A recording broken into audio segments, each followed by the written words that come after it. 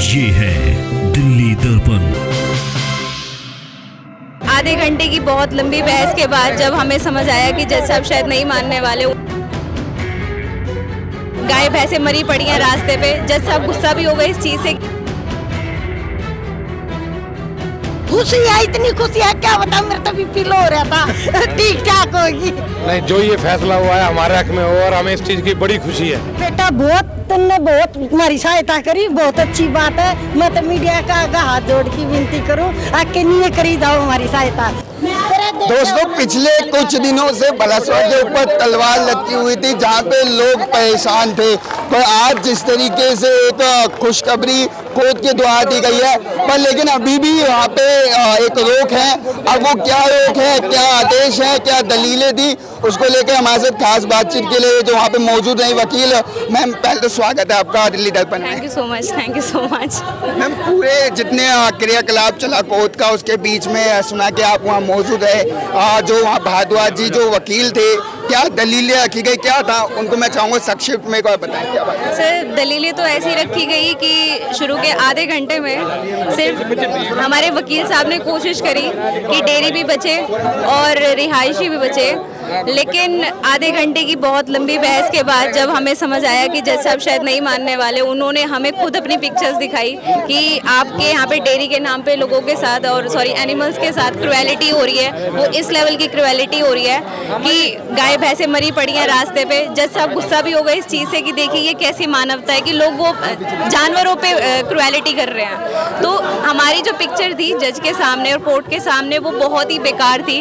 वो आप कितनी कोशिश कर लेते कि यहाँ पर डेयरी बचे, तो वो नहीं बच सकती। उनका ये मानना है कि दिल्ली जैसे शहर में गाय भैंसों का रहना थोड़ा मुश्किल है। अगर आपको यही सब काम करना है तो आप गाय भैंसों के लिए एक ऐसी जगह जाइए जहाँ पर खुला इन्वायरमेंट है और हर एक चीज़ है। बात यह है कि सारी की सारी आपको एक ऑफर दिया गया है, ऑफर नहीं बोलूँगी मैं उस चीज़ को,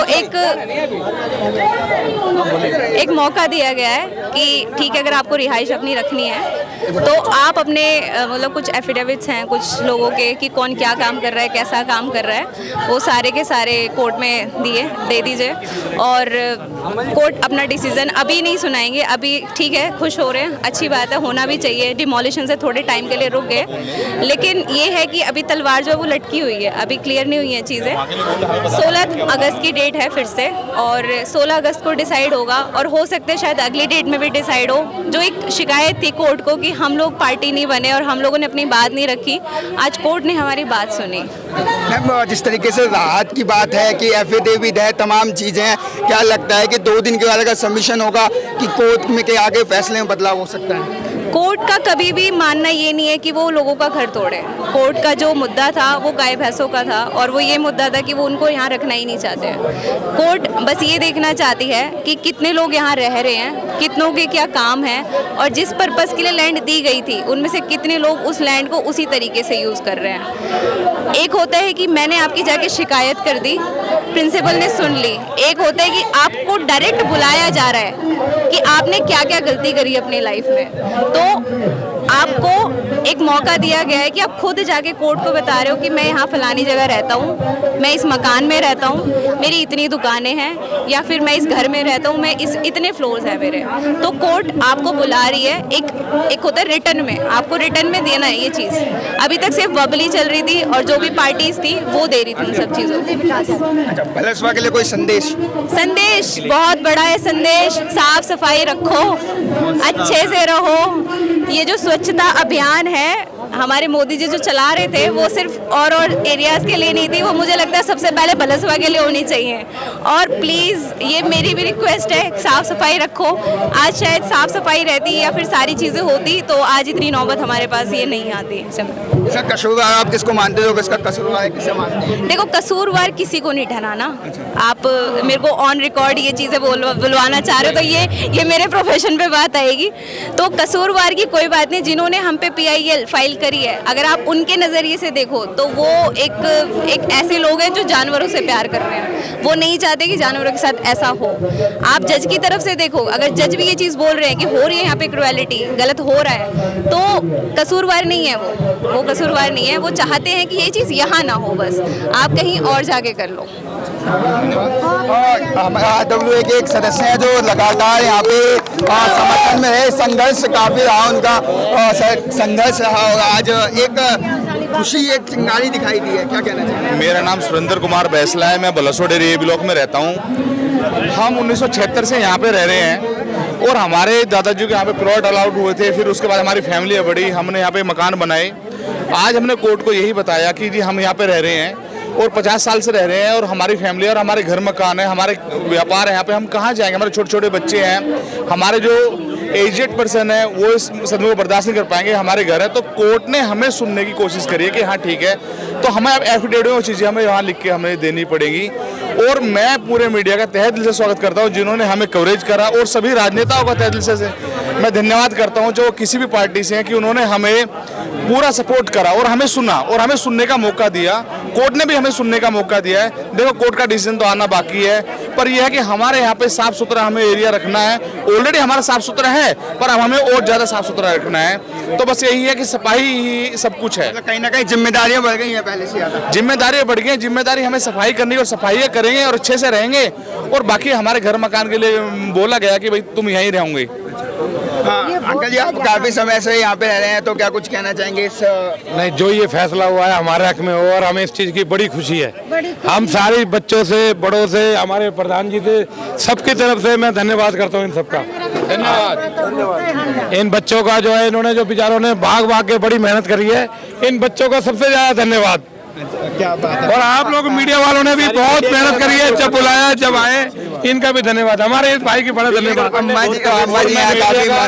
और मैं मीडिया का तहे दिल से धन्यवाद करना चाहता हूं कि हमें कवर करा, हर जगह हमें हमारे साथ दिया, हर जगह, और जहां भी हम गए हमें पूरा बैकअप दिया मीडिया ने, और हमें सुना और हमें आगे तक पहुंचवाया। तो मीडिया का तहे दिल से धन्यवाद। मैं यही कहना चाहूंगा, कोर्ट ने भी हमें सुनने का मौका दिया है, वही हमारे लिए सब कुछ है कि हमें सुनेंगे, और हमें सुनेंगे तो हमारे दुख दर्द को समझेंगे, और हम जो चाहते हैं, जो कोर्ट को जायज लगता है, वो हमारे बारे में सोचेंगे।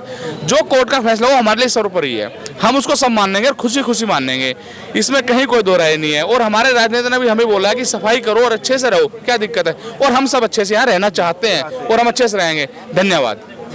माता जी, क्या कहना? बेटा, तुमने बहुत हमारी सहायता करी, बहुत अच्छी बात है। मैं तो मीडिया का आगे हाथ जोड़ की विनती करूं, आके नहीं करी दाओ हमारी सहायता। और मेरे बेटा उस वाली बात है, मैं तो ये कहूँगा हमारे रास नहीं हटाओ, हमारी यहाँ ही रहना चाहिए हमने।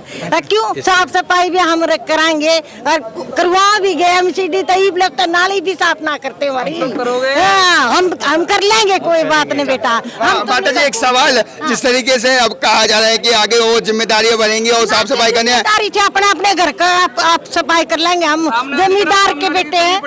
अरे मैं कर लूंगी बेटा, कोई बात नहीं, मैं कर दूंगी। अच्छा, खुशी बहुत है। खुशी बहुत है, बहुत। कोर्ट ने हमारी बात सुनी ना, तो हमने बहुत खुशी है, इतनी खुशी है क्या बताऊं, मेरा तो बीपी लो हो रहा था, ठीक ठाक होगी। माता जी का बीपी लो हो रहा था, आप ठीक ठाक हो गई हैं माता जी, सिर्फ एक खुशी से। एक खुशी से बेटा, आगा इनकी मर्जी के करेंगे ये।